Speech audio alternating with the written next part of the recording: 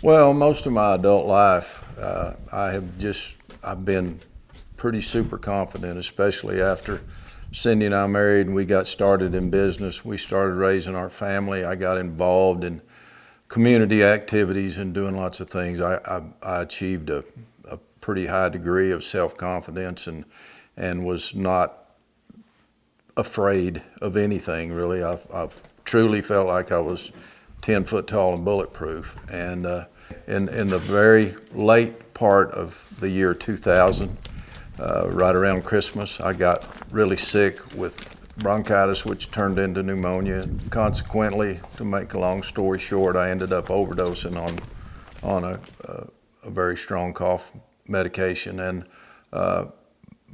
very fortunate that my daughter was home with me and was able to get me up and get me to medical care.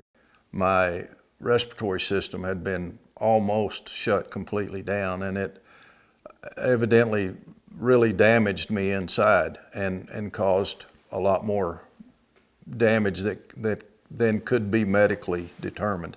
So I had a lot of issues, and it caused me to experience depression and anxiety, panic attacks. Within a couple of months after I gotten out of the hospital, I began to realize that I wasn't going to be able to handle this on my own. I was going to have to lay it out to somebody and get some advice. I talked to our pastor at the time. I had a couple of friends that I would talk to a lot that tried to help me, and also the couple of professional people that I saw helped me to a great degree. But there wasn't the magic bullet, that fixed it from the get-go. It was maybe an accumulation of the people that I talked to, plus time passing, plus just my reckoning with it and fighting it every day. But I do think every single thing I did helped me along the way in some way, because it took me a while to get to the point where I felt like I was in control again. One big step that really took me a long ways, I was in a bookstore. I found a little book that was addressed panic attacks, and I read that little book, and it had some ideas in there that told me how to combat the panic attacks, and it worked. And that was a major step in my healing right then, was getting past the panic attack anxiety part of it. And once I got past there, I started gaining confidence, and then just time took care of a lot of it. And I've not had any more issues since that. In 23 years, I've had no more. I'm a man of great faith, and that faith has carried me through a lot of it. And then, of course, my wife Cindy has been the wind beneath my wings, and encouraging me and helping me through every single thing I've done. I've been involved in leadership in numerous organizations and done quite a lot of stuff, and I've never had any more issues with it. I've never looked back. Stress has really gotten to the point where, yeah, it bothers me, but it doesn't get me anymore. It does not. It won't define what I do.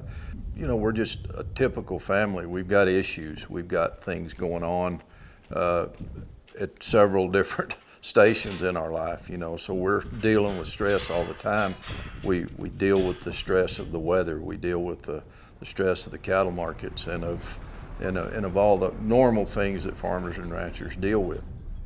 I have a couple of really, really close friends that live close around here that we share just a lot of stuff with, and we share our inner struggles and our problems, and we talk about a lot of that stuff.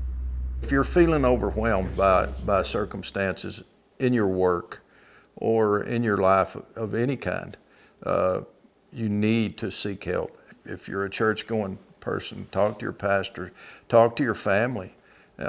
Just don't keep it bottled up inside, and don't just keep trying to fight it and handle it by yourself. Nobody, none of us are 10 feet tall and bulletproof or invincible. This This ranch is not just a piece of land. It's my family. And it's some of the family that I did know. My dad, my granddad, my grandmother, different ones. But then it's even past them to the ones that began it and started it and built it and hung on to it and nurtured it for me to come along, to be able to provide for mine. And that's my joy.